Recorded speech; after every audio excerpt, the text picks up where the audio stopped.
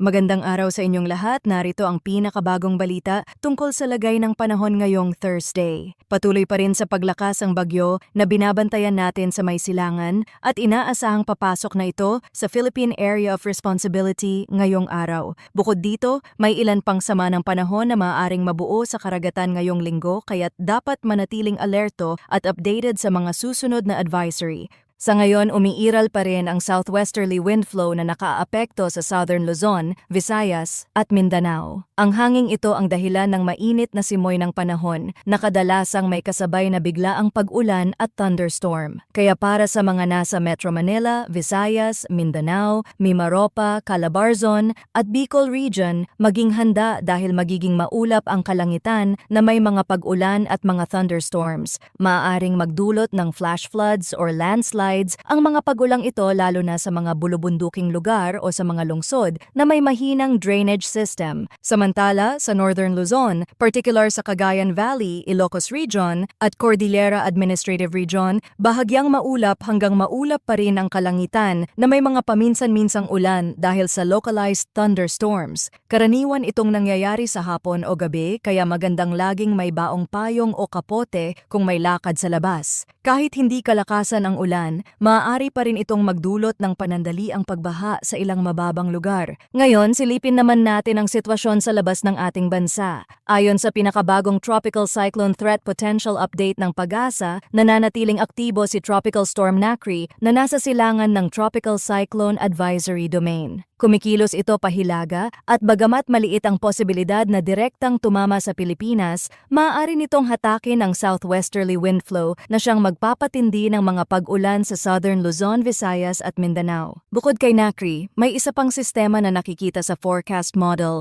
ang TCLV-1 o Tropical Cyclone-like Vortex. Inaasahan itong mabubuo sa silangang bahagi ng ating bansa at posibleng kumilos patungong Luzon o Visayas. Sa ngayon ay mababa pa ang posibilidad na maging ganap na bagyo ito sa unang linggo ng forecast period pero dapat pa ring bantayan dahil maaaring magdala ito ng ulan kahit hindi tuluyang lumakas. Pagpasok ng second week, mula October 15 hanggang October 21, inaasahan naman ang pagbuo ng isa pang sistema, ang TCLV-2. Ayon sa kasalukuyang datos, posibleng dumaan ito sa Southern Luzon, Visayas at Mindanao. Mababa pa rin ang tsansa nitong maging tropical cyclone pero gaya ng unang sistema, maaari pa rin itong magdulot ng ulan at mga pagbabago ng hangin habang nasa karagatan. Sabi sa huling forecast ng PAGASA, ang tropical storm sa silangan ay patuloy na kikilos pahilagang kanluran at posibleng pumasok sa Philippine Area of Responsibility ngayong hapon o gabi. Bahagyang nagbago ang direksyon nito at lumihis ng kaunti pa kanluran, dahilan upang pumasok ito sa ating teritoryo kung saan bibigyan ito ng lokal na pangalan na Quedan. Inaasahan itong tutungo pahilagang kanluran patungong Ryukyu Islands at posibleng lumabas ng PR sa madaling araw ng Friday, October 10. Bagaman wala pang direktang epekto si Quedan sa bansa, maaari pa rin nitong palakasin ang hangin at alon sa eastern seaboard ng Luzon at Visayas.